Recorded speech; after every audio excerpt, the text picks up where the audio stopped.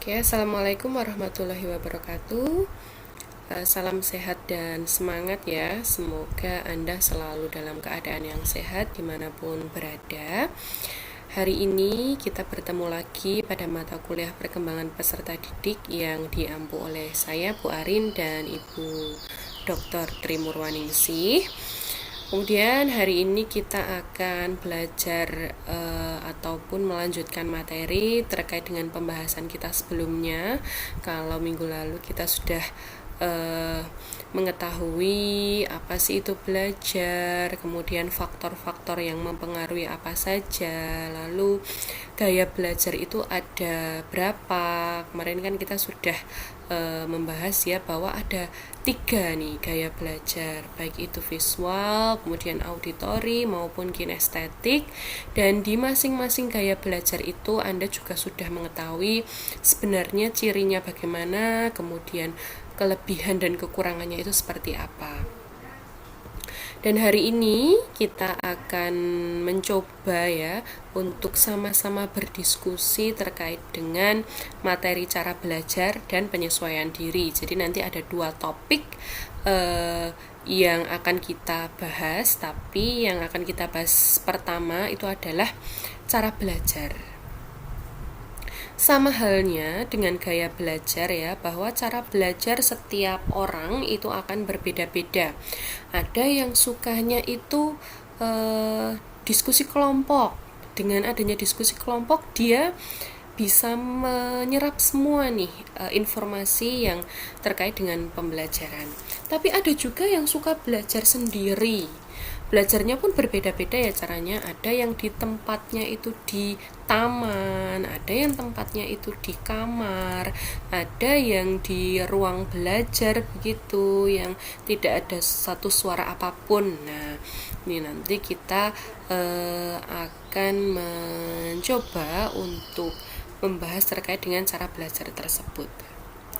Oke, kita awali dengan pengertian bahwa cara belajar itu merupakan perilaku peserta didik yang berkaitan dengan usaha, baik itu sedang ataupun sudah biasa dia lakukan dalam rangka memperoleh ilmu pengetahuan. Jadi usaha itu ada 2 hal ya, jadi itu bisa yang sedang dilakukan ataupun yang sudah biasa dia lakukan. Dan nanti kita akan lebih fokus pada cara belajar efektif dan efisien. Kenapa? Karena belajar efektif dan efisien ini memang menjadi topik yang akhir-akhir ini sering diteliti ya, baik itu oleh mahasiswa maupun peneliti-peneliti yang lain. Jadi kita akan berfokus pada itu. Lalu kita harus tahu dulu nih, sebelum mengetahui cara-cara belajar efektif dan efisien, tentunya kita harus mengetahui pengertiannya dulu, itu seperti apa. Nah, cara belajar efektif itu adalah cara belajar yang sesuai dengan kondisi personal pembelajar, baik itu dari segi metode, kemudian penggunaan tempat, ataupun penggunaan waktu. Sedangkan cara belajar efisien itu adalah cara belajar yang meminimalkan usaha, tetapi mendapatkan hasil yang maksimal.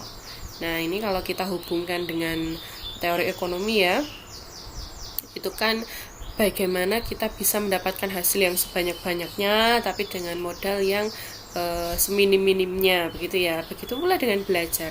Cara belajar juga seperti itu. Jadi usahanya tidak terlalu keras, tapi hasil yang didapatkan itu maksimal. Nah, itu adalah cara belajar yang efisien. Kalau kita gabungkan, apa sih itu cara belajar efektif dan efisien? Itu adalah cara belajar yang sesuai dengan kondisi personal pembelajar, tentunya dengan cara belajar yang meminimalkan usaha, tetapi hasilnya adalah hasil yang maksimal. Oke, kita lanjutkan. Jadi ini merupakan cara-cara belajar efektif dan efisien yang saya coba rangkum dari beberapa jurnal ya. Jadi yang pertama adalah penggunaan sarana dan prasarana belajar. Nah, kalau kita bicara mengenai sarana dan prasarana, itu kan terkait dengan perlengkapan maupun peralatan. Dan nyatanya memang sarana dan prasarana yang mendukung itu akan sangat berpengaruh terhadap keberhasilan dari belajar. Dan sarana belajar di sini itu bisa berupa alat-alat yang mendukung ya, dan bisa juga berupa sarana belajar misalnya video, kemudian PowerPoint atau apapun ya yang bisa menjadikan orang itu rileks dan senang dalam belajar gitu. Kemudian selanjutnya itu adalah membuat review materi.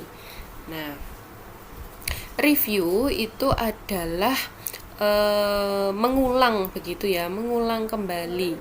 Jadi kita dapat melihat secara sistematis apa sih yang sudah kita pelajari dari review materi yang sudah kita buat.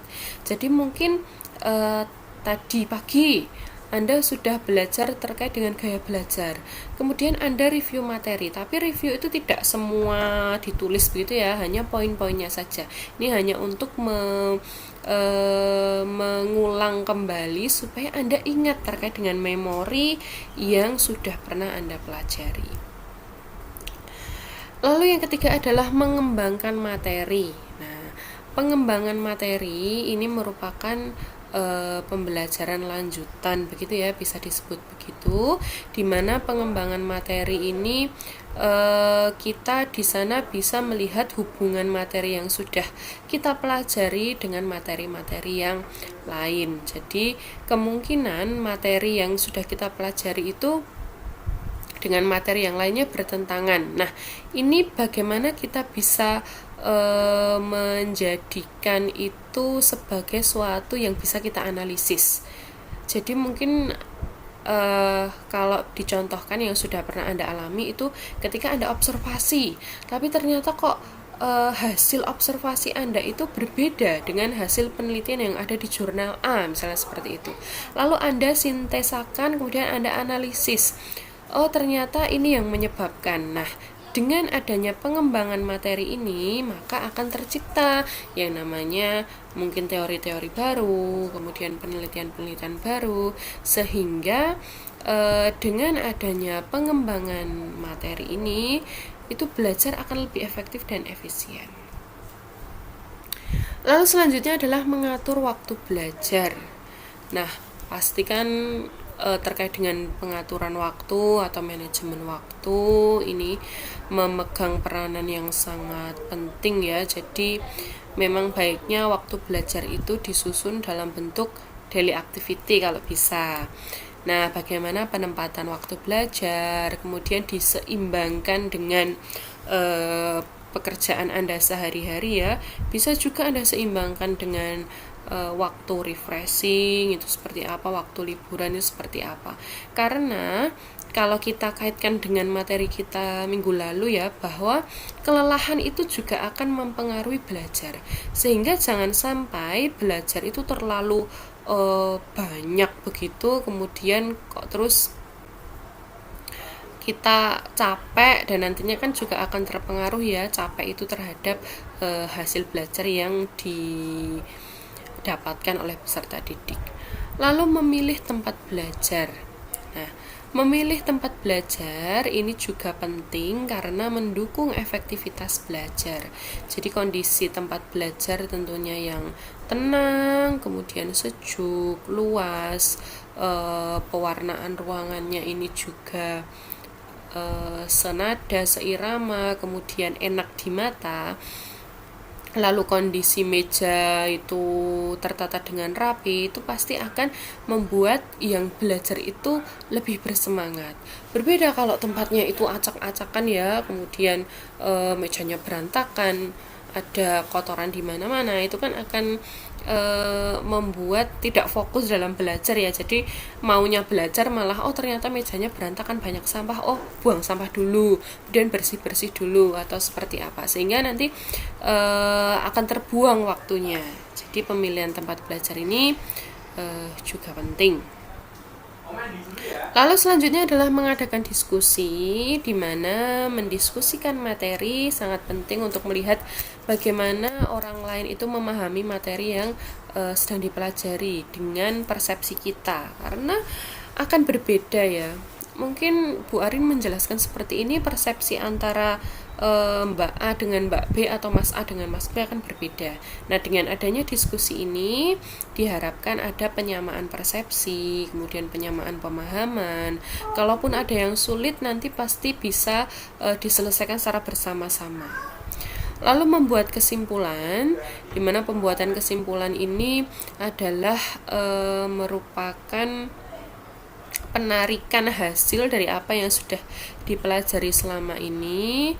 Jadi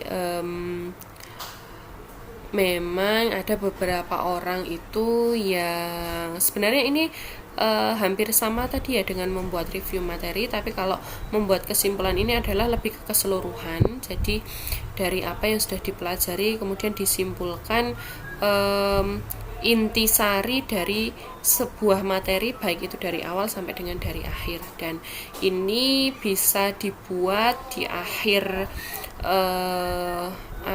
dari materi, baik itu SK ataupun KD ataupun satu topik begitu ya. Jadi secara keseluruhan intisarinya itu seperti apa. Itu saudara merupakan cara-cara belajar efektif dan efisien. Dan kita akan lanjut ke penyesuaian diri. Nah, setelah kita mengetahui tadi cara-cara belajar efektif dan efisien, kita lanjut ke penyesuaian diri, di mana penyesuaian diri ini nanti merupakan satu konsep ya, yang memang kalau kita kaitkan dengan kehidupan sehari-hari, tuntutan akhir dari hasil pendidikan seorang individu itu adalah agar individu bisa menyesuaikan diri dengan kebutuhan-kebutuhan hidupnya sesuai dengan tuntutan dari masyarakat. Jadi berdasarkan pengalaman yang diperoleh dari baik itu sekolah, kemudian luar sekolah, dari masyarakat, nah itu kan menimbulkan adanya pengetahuan, keterampilan, kemudian minat ya, yang membentuk pribadi seseorang. Nah, bagaimana sih nanti seseorang ini dapat menyesuaikan diri dengan lingkungannya, itu nanti kita akan pelajari di sini. Oke, kita akan lihat dari definisinya dulu. Sebenarnya penyesuaian diri itu apa? Penyesuaian diri ini bisa dinamakan adaptasi ya. Jadi kalau dulu waktu corona itu kan ada masa-masa yang namanya new normal. New normal itu adalah adaptasi baru. Nah, itu bagaimana proses untuk bisa mengalihkan dari yang tadinya ada virus, kemudian kita memakai masker, lalu mencuci tangan, menggunakan hand sanitizer dan segala macam.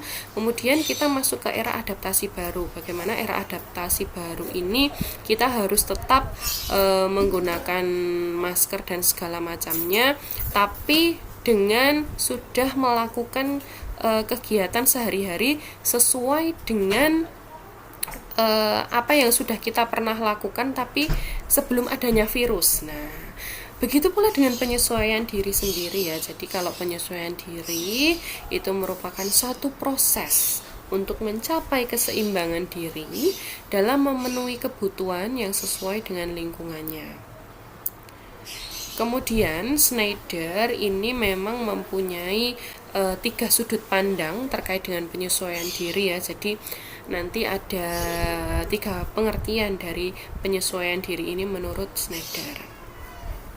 Yang pertama adalah penyesuaian diri sebagai adaptasi, yang kedua penyesuaian diri sebagai bentuk konformitas, dan yang ketiga penyesuaian diri sebagai usaha penguasaan.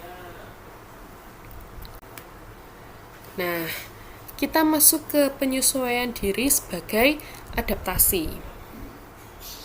Penyesuaian diri sebagai adaptasi ini mengarah pada penyesuaian diri dalam arti fisik, fisiologis, atau biologis.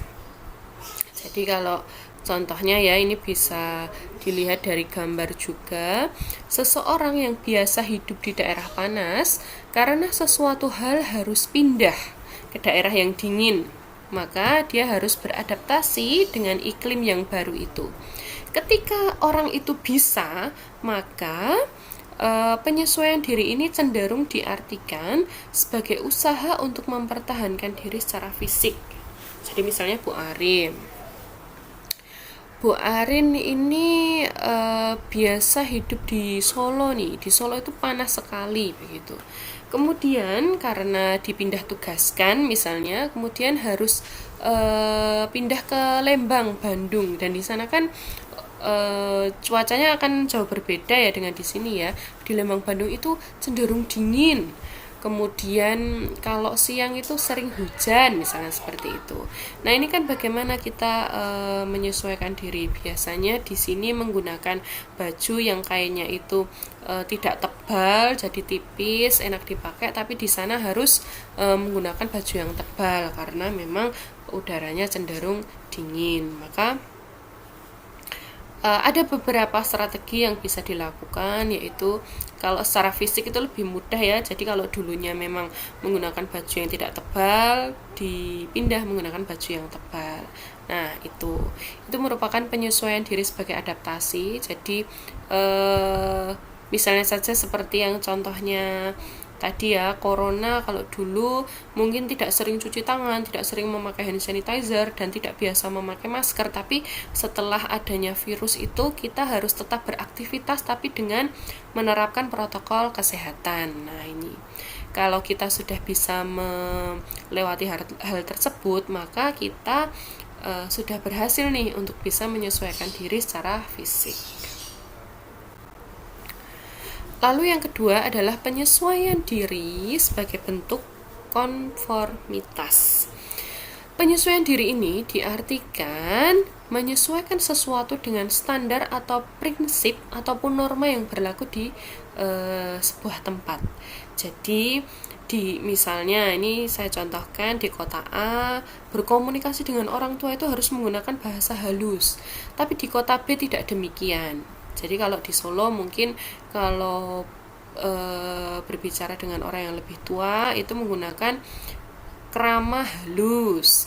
Kalau berbicara dengan yang sebaya itu menggunakan bahasa ngoko. Kalau orang Jawa kan seperti itu.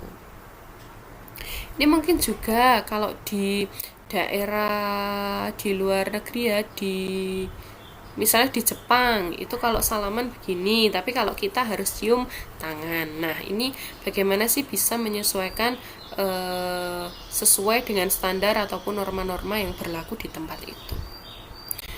Lalu yang ketiga adalah penyesuaian diri sebagai usaha penguasaan. Nah, ini memang yang paling sulit ya, karena penyesuaian diri ini sebagai kemampuan penguasaan seseorang dalam mengembangkan diri sehingga dorongan emosi dan kebiasaan menjadi terkendali dan terarah. Nah, terkait dengan hal ini merupakan suatu kemampuan seseorang untuk merencanakan, kemudian mengorganisir respon-respon dalam cara tertentu sehingga konflik-konflik itu tidak akan terjadi. Nah, ini bagaimana seseorang itu bisa menyeimbangkan emosi ya. Jadi ada kecerdasan emosi yang ada di sana. Karena ketika seseorang itu punya kecerdasan emosi yang baik, maka ketika dia emosi tidak akan langsung dikeluarkan. Jadi ditahan dulu, dia kemudian mengolah apa sih yang seharusnya dikeluarkan dan apa yang seharusnya tidak dikeluarkan. Gitu. Kemudian karakteristik penyesuaian diri, saudara. Di sini karakteristiknya ada 2 ya. Yang pertama adalah penyesuaian diri secara positif, dan yang kedua adalah cara penyesuaian diri yang salah. Penyesuaian diri secara positif itu merupakan individu ini mampu melakukan penyesuaian diri secara positif Dan itu bisa ditandai dengan hal-hal berikut. Yang pertama adalah tidak menunjukkan adanya ketegangan emosional, jadi dia sudah bisa menahan begitu ya ketika dia emosi. Kemudian dia bisa menyaring apa sih yang harus dikeluarkan dan apa yang tidak. Lalu tidak menunjukkan adanya mekanisme-mekanisme psikologis, tidak menunjukkan adanya frustasi pribadi, memiliki pertimbangan rasional dan pengarahan diri, mampu dalam belajar, menghargai pengalaman, kemudian bersifat realistik dan objektif. Dan dalam melakukan penyesuaian diri secara positif ini memang individu yang melakukannya itu bisa melakukan dalam berbagai bentuk. Bisa penyesuaian dengan menghadapi masalah secara langsung ya. Ketika dalam situasi yang memang menghadapi satu masalah, dia melakukan segala tindakan itu sesuai dengan apa masalah apa yang dihadapi. Jadi misalnya ada seorang siswa begitu, dia terlambat masuk ke kelas misalnya, maka dia hadapi secara langsung. Misalnya guru BK, dia mau masuk tapi terlambat, dia bertemu guru BK, lalu dia sampaikan alasannya kenapa sih kok dia terlambat, mungkin karena ada kecelakaan ataupun sepedanya bannya bocor atau bagaimana. Jadi langsung bisa disampaikan seperti itu. Oke, itu saudara. Kemudian yang kedua adalah penyesuaian diri yang salah. Jadi kegagalan dalam melakukan penyesuaian diri secara positif yang tadi, maka dapat menyebabkan individu ini melakukan penyesuaian yang salah. Dan penyesuaian diri yang salah ini ditandai dengan berbagai bentuk tingkah laku yang serba salah, tidak terarah, kemudian emosional, sikap yang tidak realistis, bahkan agresif. Dan ada 3 bentuk reaksi ya yang muncul ketika penyesuaian diri itu salah. Ada reaksi bertahan, di mana individu ini berusaha untuk mempertahankan dirinya, seolah-olah tidak menghadapi kegagalan. Jadi saya harus bisa bertahan. Kemudian ada reaksi menyerang. Kalau reaksi menyerang ini dia menunjukkan penyerangan begitu ya, misalnya disalahkan tapi dia selalu membenarkan diri, kemudian bersikap keras kepala dan lain-lain. Lalu yang ketiga adalah reaksi melarikan diri, dimana kalau reaksi melarikan diri ini adalah orang itu ketika dihadapkan oleh masalah, dia kemudian melarikan diri, seolah-olah tidak tahu terhadap masalah itu. Nah, kita masuk ke faktor-faktor yang mempengaruhi proses penyesuaian diri itu apa? Itu ada kondisi fisik, perkembangan dan kematangan, penentu psikologis, kondisi lingkungan, kultural, dan agama. Kondisi fisik ini kaitannya dengan sistem-sistem syaraf, kemudian pokoknya apa yang ada di badan kita ya. Jadi kondisi fisik ini seperti pembawaan, kemudian struktur fisik, aspek perkembangannya baik itu secara intrinsik berkaitan dengan susunan ataupun konstitusi tubuh. Jadi karena struktur jasmani ini memang merupakan kondisi primer bagi tingkah laku, maka dapat diperkirakan bahwa adanya sistem syaraf, kemudian kelenjar dan otot ini faktor penting untuk memproses penyesuaian diri. Di samping itu, kesehatan dan penyakit jasmaniah ini berhubungan juga dengan penyesuaian diri. Kualitas penyesuaian diri yang baik hanya dapat diperoleh dan dipelihara dalam kondisi tubuh yang sehat. Jadi tidak ada gangguan-gangguan penyakit ya yang menimbulkan dia kurang percaya diri atau perasaannya rendah diri, sehingga ketika ada mungkin satu penyakit dan itu membuat dia rendah diri, maka dia akan kesulitan untuk menyesuaikan dirinya. Lalu perkembangan kematangan ini khususnya kematangan intelektual, sosial, moral dan emosional ya, pastinya akan berbeda ketika Anda menyesuaikan diri pada saat ini dengan Anda menyesuaikan diri pada saat Anda SD, itu kan akan berbeda karena Anda sudah jauh lebih matang, pengalamannya sudah lebih banyak, maka Anda akan lebih tahu situasi ini itu bagaimana, situasi ini itu bagaimana, maka Anda harus bagaimana, itu akan lebih tahu. Lalu penentu psikologis ini termasuk di dalamnya pengalaman, kemudian pengkondisian, penentuan diri. Tidak semua pengalaman itu mempunyai arti bagi penyesuaian diri, tapi pengalaman tertentu mempunyai arti bagi penyesuaian diri ya, misalnya pengalaman yang menyenangkan atau pengalaman traumatik mungkin itu kan akan terekam dalam memori ya. Kalau pengalamannya itu sangat berkesan, maka akan terekam di memori, kemudian akan mempengaruhi dia ketika menyesuaikan diri. Lalu yang selanjutnya adalah kondisi lingkungan. Ini khususnya adalah keluarga dan sekolah. Kenapa? Karena lingkungan tersebut adalah lingkungan yang sering atau sangat dekat dengan individu ya. Jadi berbagai lingkungan anak, misalnya keluarga, lalu pola hubungan di dalamnya, kemudian di sekolah itu hubungan dengan antar teman itu seperti apa, ini akan berpengaruh pada penyesuaian diri, karena ada itu yang di sekolah banyak kasus ya, misalnya pembulian ataupun ketidakadilan mungkin antara yang diberikan oleh guru, ini kan juga akan mempengaruhi. Lalu yang selanjutnya adalah kultural dan agama ya. Jadi proses penyesuaian diri anak ini mulai dari lingkungan keluarga, sekolah, dan masyarakat secara bertahap dipengaruhi oleh faktor budaya dan agama. Ini jelas. Jadi agama berkaitan erat dengan sumbangan nilai-nilai, kemudian keyakinan apa yang dianutnya. Jadi misalnya kalau dicontohkan ya, agama Islam itu ketika memang sedang emosi itu kan lebih baik berwudu kemudian sholat agar nanti emosinya redam. Nah, ini salah satu contohnya adalah agama Islam itu. Mungkin agama Nasrani juga begitu ya. Jadi ketika sangat emosi maka sebaiknya membuka Alkitab misalnya seperti itu.